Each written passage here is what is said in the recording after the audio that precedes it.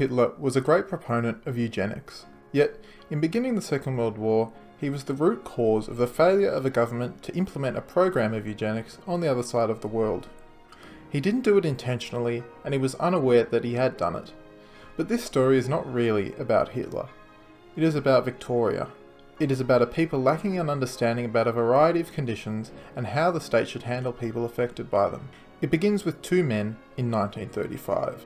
The first man is Sir Stanley Argyle. A doctor who served as a consultant radiologist in the First World War, he was elected to the Victorian Legislative Assembly in 1920. In 1935, he was the leader of the United Australia Party, the precursor of the Liberal Party of today. In the preceding years, the office of Premier of Victoria was a revolving door, with minority governments, motions of no confidence, and electoral defeats being commonplace. It seemed that this period of tumult had been replaced by stable majority government, with a coalition government between the United Australia Party and the Country Party, the predecessor to the modern National Party. Argyle retained government in the 1935 Victorian election, albeit with a slight swing against the UAP, while the Country Party had increased its parliamentary representation by 3 seats. Argyle was the first Premier to be re-elected in majority for nearly 15 years. The second man is Albert Dunstan. Dunstan was the 13th child of Thomas and Sarah Dunstan, and was a wheat farmer. He and his frog-like mouth were elected to the Victorian Legislative Assembly as the Country Party representative for Eaglehawk. Dunstan was, like Argyle, a Sir, but is not often referred to using the honorific. 10 days after the 1935 election, Dunstan replaced the leader of the Country Party, apparently as a result of the party seeking greater ministerial representation. Dunstan then sought to achieve these goals, and did so by going back to the old ways of the Victorian Parliament. The blood sport that had seen many a government of every political stripe dashed upon the rocks had returned. Former Labour Premier Edmund Hogan had since become a Country Party member, and had gotten close to Dunstan. Hogan, working with Victorian Labour State President Arthur Calwell, as well as, allegedly, businessman and underworld figure John Wren, brokered a deal to put the Argyle government to rout. 13 days after taking the offices of leader of the Country Party and Deputy Premier, a motion was moved by Dunstan, which declared a want of confidence in the Argyle government. Argyle, after hearing the amusing and amazing speech by Dunstan, went on a tirade about how the Country Party had no claim to greater ministerial representation. A debate then ensued which went for 16 hours and constituted more than 120 pages of Hansard. The result was a resounding defeat of the Argyle government. A new government was formed, led by Dunstan, where the coalition parties were the Country Party and the Labour Party. Some policy concessions were made both ways, as these strange bedfellows attempted to right the ship of government. This government lasted until 1943, when a 4-day Labour government briefly took power, before being replaced again by a Dunstan government, now in coalition with the United Australia Party, with the United Australia Party as the junior coalition partner. 2 years later, in 1945, Dunstan was found to be unable to guarantee supply, and was replaced by Liberal Ian Macfarlane. Dunstan never returned to the premiership, and died in 1950. To date, he is the second longest serving Premier of Victoria.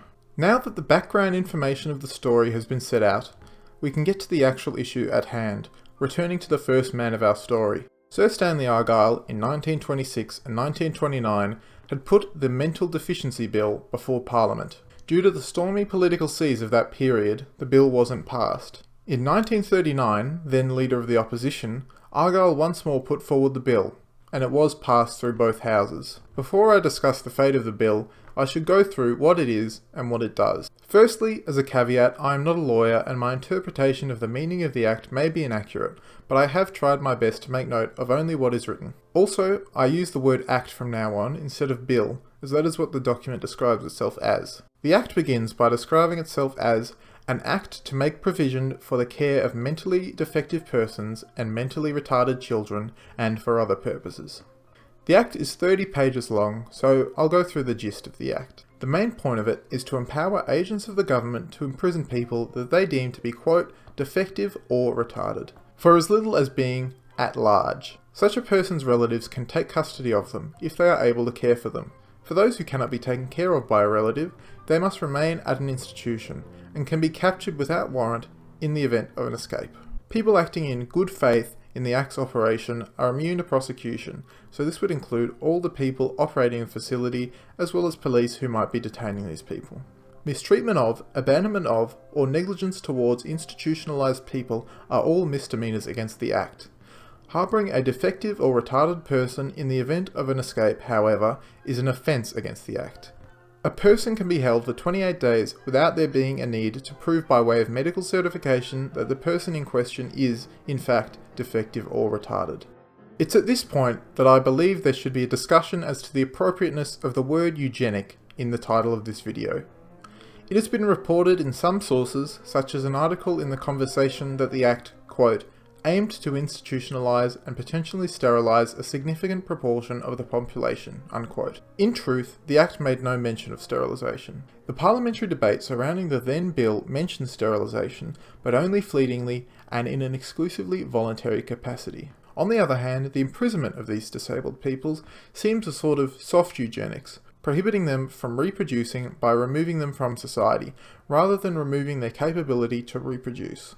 Moreover, Argyle had a noted friendship with Richard Berry, who was a professor at Melbourne University who had called for a lethal chamber for the unfit, and sought to prove a correlation between skull size and intelligence by analysing the skulls of Aboriginal people and mentally ill people.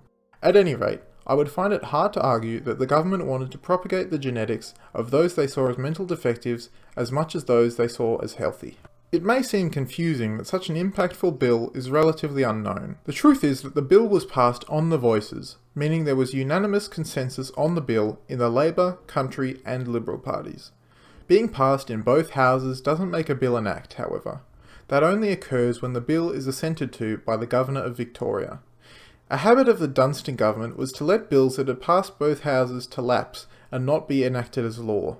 This, combined with the invasion of Poland by Nazi Germany, causing the outbreak of the Second World War, resulted in the bill being forgotten about as more pressing issues arose for governments around the world. After the war, the bill was left as a footnote of history, as Argyle had died in 1940 and the Dunstan government was replaced by the McFarlane Liberal government a month after the war ended. Or so you'd think. In 1953, a report was presented to the Victorian Parliament which declared that, quote, it has not been possible to proclaim the Mental Deficiency Act 1939, unquote. The reason for this is not because the Parliament had realised the error of their ways, but as a result of, quote, limited accommodation with little prospect for adequate finance to remedy the situation, unquote. In 1958, the Mental Hygiene Act was passed and made law under Henry Bolte's Liberal government. It retained all the key elements of the 1939 bill, that mentally ill people could be involuntarily interred and recaptured in the event of escape, but helping an escapee was downgraded to being a misdemeanour rather than an offence, as it was in the 1939 bill. This law was enforced until the Mental Health Act of 1959, which repealed the Mental Hygiene Act of the previous year. The government created this new law a year after the 1958 Act, but it did not come into force until 1962, so for 3 years the 1958 law was in operation. The new law only allowed the admittance of patients on a voluntary basis, either by the patient themselves or their guardian, but still prohibited escape from these facilities. The Mental Deficiency Act of 1958 was also passed, and more resembled the Mental Health Act of 1959, but was never brought into force for some reason. In 1986, another Mental Health Act was passed, which brought back the possibility of involuntary admission, but only in the case where the person in question presented a clear danger to themselves or others. The Act also, rather progressively, did not allow sexual preference to be used as evidence of mental illness. It also, for some reason, feels the need to specify that a person's particular social status or race cannot be used as evidence of mental illness. The Mental Health Act of 2014, which is in force today, remains similar to the 1986 Act, but takes time to make note of the rights of admitted patients and that the usage of involuntary admission is a last resort, and less restrictive options should be explored to the fullest.